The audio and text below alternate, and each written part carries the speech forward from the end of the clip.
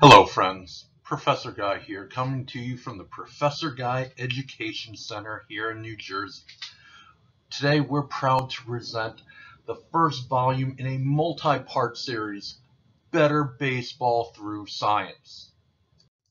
First up though, let's get involved with some congratulations and updates. Congratulations on another championship in the Make-A-Wish tournament. Also, special congratulations to Calvin for one of the most spectacular plays you will ever see avoiding a tag at home. This should have been on SportsCenter. Shame on the SportsCenter interns for not putting that on SportsCenter. And if you've been following the Professor Guy blog, you'll know that Professor Guy holds grudges. Well, right now, very high on the grudge list, these SportsCenter interns. We're not even close to done dealing with them yet. They're going to be a recurring theme because right now they're on the bad list. Our fundraising preparation continues. We've had a very successful start to fundraising endeavors. As always, stay tuned for more fundraising updates.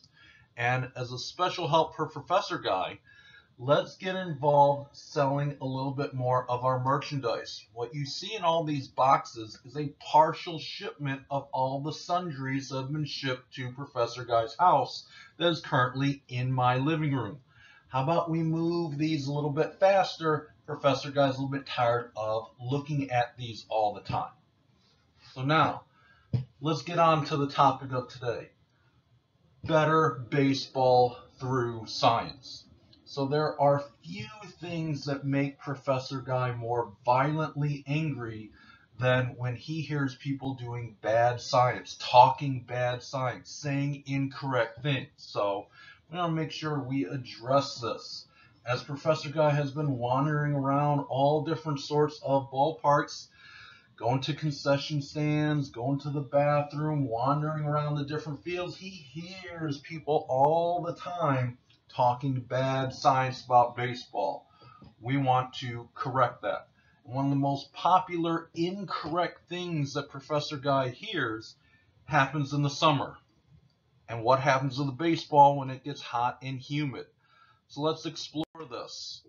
So this is a myth. You hear this all the time. Can't even count how many times Professor Guy has heard this.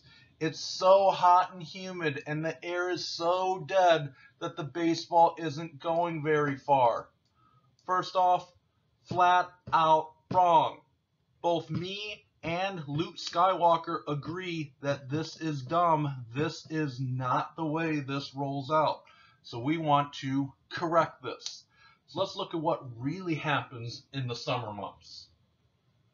So, fact number one.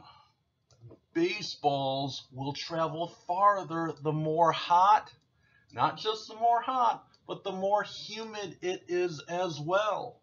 In order to explore this, we have to look at two different science principles: coefficient of restitution and air density.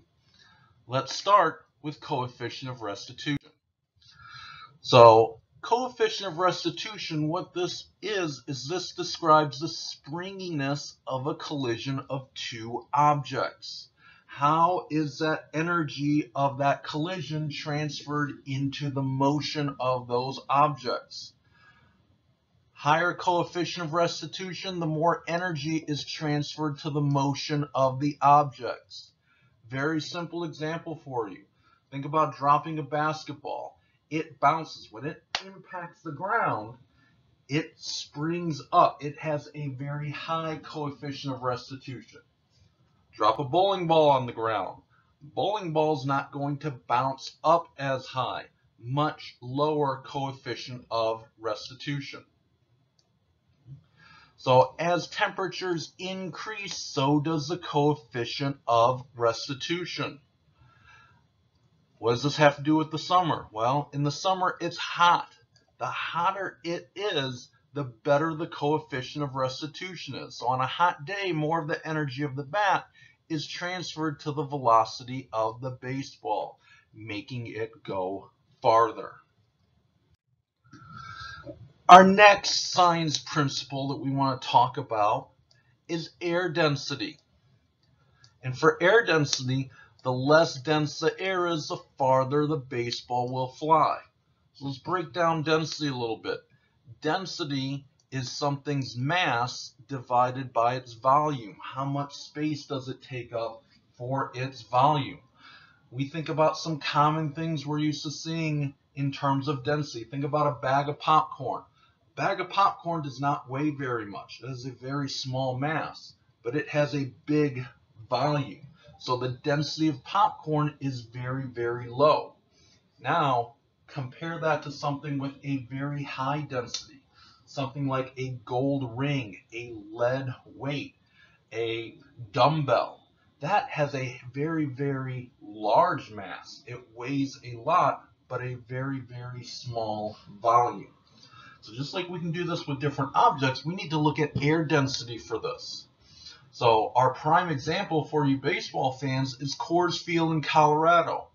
We know that the ball travels very far in Coors Field, and the reason being is it has less dense air.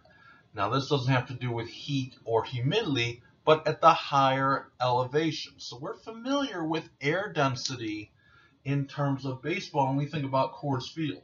Now, how does that relate to hot and humid weather like we experience? We know that temperature also affects air density. The higher the temperature, the less dense the air is. Remember, our density is the mass divided by the volume. How much mass compared to how much space is occupied. And to think about this, all we have to do is think about a balloon. For a balloon, you know what happens when you take a balloon and heat it up. Well, before it ends up popping, you know that as you heat it up, the balloon expands. You also know if you take a balloon out into the cold or stick it in the freezer, it's going to shrink. Well, why is that happening? Well, that is happening because the volume is increasing. The volume is changing, but the mass didn't. Remember, look back to our equation, mass per volume.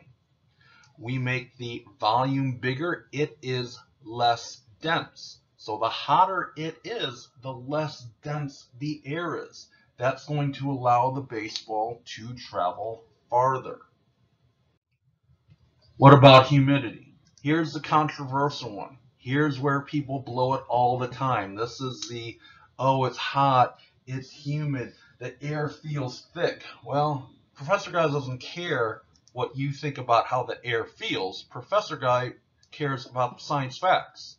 Although the high humidity makes it feel like the air is heavier and more dense, in reality, humid air is actually lighter than dry air. Again, all goes back to density. What do we have for mass compared to what do we have for volume? When it is humid, there's extra water vapor in the air. That extra water vapor displaces other molecules like oxygen and nitrogen. Because water vapor is lighter than oxygen and nitrogen, the mass of the air decreases along with the density. So if the mass goes down, remember, look at our equation, mass goes down, the density is also going to get smaller as well. And here's why.